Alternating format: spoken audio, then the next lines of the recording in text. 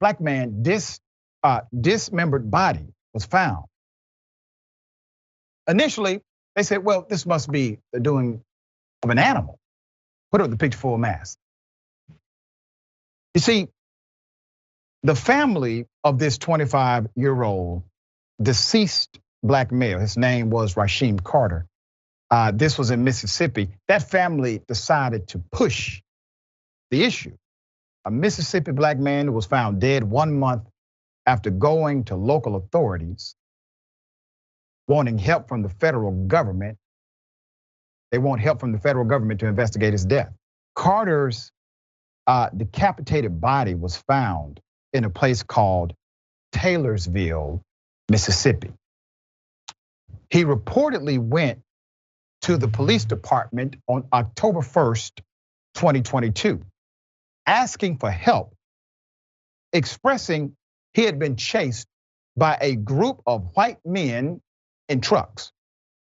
This all before he texted his mother, Tiffany Carter, that, and I quote, 3 truckloads of white guys were trying to kill him and shouting racial slurs. So then she then told him, go to the police, right? Dutiful young man. Now the new sheriff of Taylorsville Police Department says he hasn't ruled out the possibility of murder after initially saying there was no reason to suspect foul play at all. He has now changed his tune. Attorney for the family, Ben Crump, calls this a modern day lynching, saying because they failed to act. What we have is a Mississippi lynching, said Crump. A Mississippi lynching in 2022. America, you cannot turn your head away. We need the highest levels of law enforcement to administer justice for Rasheem Carter as if he was your child. Crump continued, this is not a natural death. This represents a young man who was killed, said Crump. His head was severed from his body. His vertebrae, his spinal cord was in another spot they discovered away from his severed head. They have recently found remains that they believe are also Rasheem Carter at another part of where he went missing. What that tells us is that this was a nefarious act, an evil act. Someone murdered Rasheem Carter, and we cannot let them get away with this. Crump also added that the family was given Carter's head and spinal column in a box from the state crime lab. And remember, the authorities said no foul play initially. Some of the last text messages, very sad. Here it is. This was sent to his mother. It read,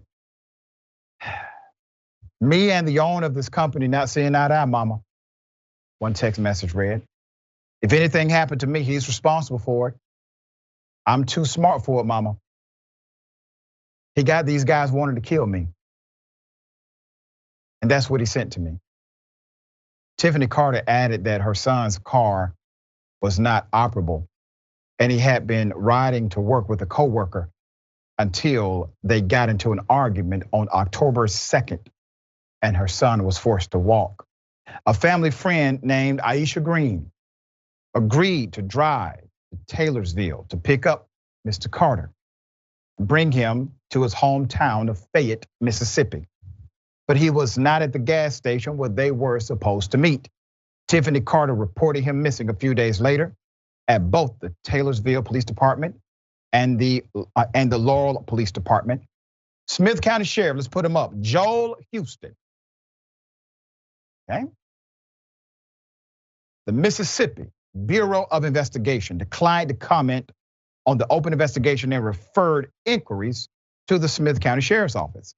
Smith County Sheriff Joel Houston told NBC News that his office was awaiting potential warrants to determine whether any devices pinged near the area where Carter's remains were found at the same time he went missing. Houston also said Carter's co-workers, including the ones whose name he gave his mother, have been ruled out as suspects after the authorities were able to confirm that when Carter was last seen alive, their phones were almost 100 miles away from Taylorsville at another job site. Houston says they confirmed their whereabouts through phone records and GPS. Let's put the sheriff back up again, okay? Now, Sheriff, listen here. Now, obviously, I'm no police, and I don't want to be. But you do realize they could have just left the phones at the house. You do realize that. I'm just saying, potentially. Also, perhaps, somebody else did it and there was a connection here. My point to you is this, Sheriff. You don't rule out somebody conclusively, publicly, just because a cell phone may have pinged in another location. All right, there's more. This is such a twist and turn story. Initially, the authorities came out immediately and basically said, no foul play, this is the doings of an animal, okay? Now, Ben Crump, he has seen more death than the average human being on this planet. You know, all of those families he represents, he has to see the bodies that are dead. Many times, he's the person who would transport the body, have the body transported to a real examiner for an autopsy. And he looks at those bodies too. So if anybody knows when there's foul play or not, believe me, through his experience, he definitely has expertise. It's unfortunate, but it's real. Fran, what are your thoughts here? When I saw this story, I mean, it sent chills down my spine, and it made me so disgusted with the fact that this is the year 2023 and not the year 1850. Like, how long are Black Southerners gonna be terrorized by white people? And I know I'm jumping to conclusions, but I'm gonna believe this kid when he says that he fears for his life, and that that truckloads of white men followed him and scared him and harassed him, he's gonna know. And again, in this country, man, why don't we take threats seriously? Right. Like why? Whenever the mass shooter, they're like, oh yeah, that person did have a manifesto, in fact, the FBI was following that person. You know, he did the right thing. He talked about it, he texted about it, he went to the police. And yes, suddenly you're gonna, their phones weren't with them. We know that if you're actually a cold-blooded murderer, you're gonna leave your phone at home. You know it's gonna be traced to you.